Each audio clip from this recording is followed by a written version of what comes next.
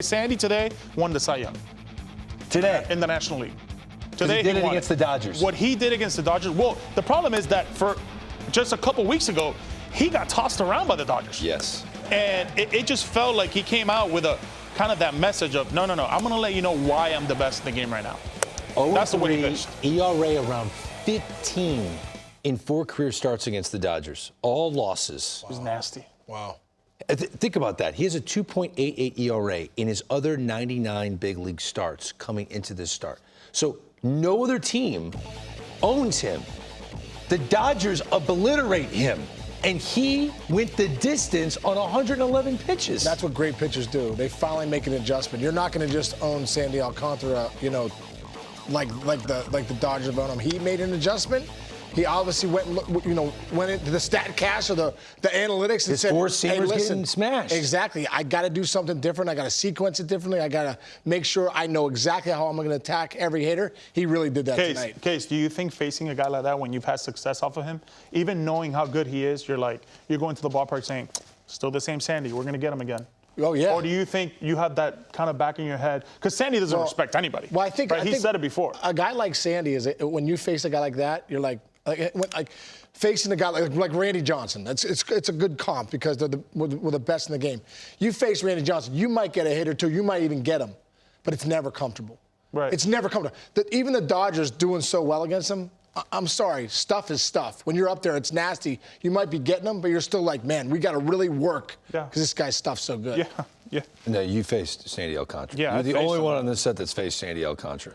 I remember facing him, and I just remember seeing this tall, lanky guy that it felt like he was throwing from 50 feet. Really? That's what it felt like. And I faced him in Denver, and I remember facing him, and he threw me that fastball early in the at-bat, and like just seeing it, the first couple of fastballs, I was like, this is real, man. This plays.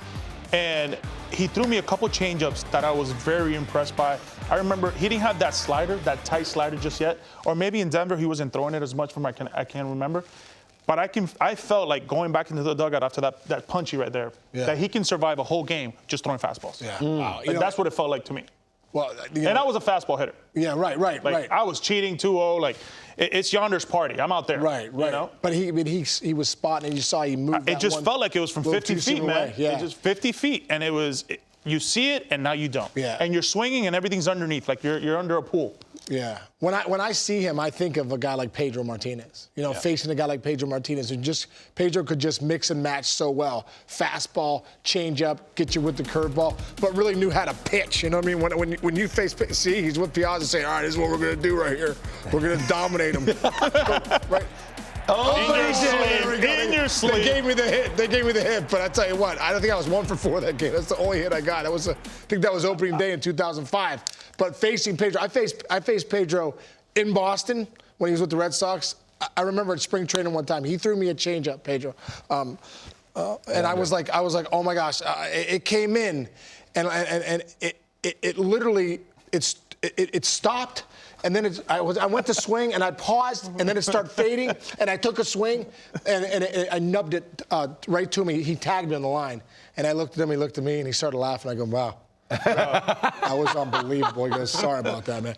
It was just a different, Pedro was just different. He was different. When I see Alcantara, I see that same thing. When I see him, one more thing for me, I want to ask you this. When facing Pedro, is it eliminating stuff or is it eliminating zones? Because I felt like with Sandy, I always said, okay, I can't hit a two-seamer in if Sandy throws it to me. Right. Like I possibly can't hit it because it's just too nasty. It moves too much. I'll give up on it. If he throws me anything out over, I may have a chance. If he throws me a slider, it's going to be off my ankle, so I might as well not swing at it. So I was geared up for just everything out away from me. I was going for it, even if it was a ball sometimes. Right. I was just going to swing and make contact and see what happens. Was it like that with Pedro? I think yes, it was. And I think the great ones like that, sometimes you have to pick a side of the plate. And sometimes with Pedro, he would own the inner half on me. And there's nothing. And there's nothing to do. But the problem was, because he owned the inner half with that changeup, he would own the outer half too, down and away. And I think that's why these guys are just a notch above everybody else. There have been so many guys over the years that we called Baby Pedro. I mean, so many different pitchers. We're like, oh, he's the next. He's a mini Pedro, Baby Pedro. Yeah. This is actually the closest thing we've come to Pedro Martinez. And it's a guy who's 6'6" or 6'7". I'm not going to call him Baby Pedro. He doesn't have fingers that go like this. right. He has somewhat normal-sized hands, other than whatever Pedro has he's working with.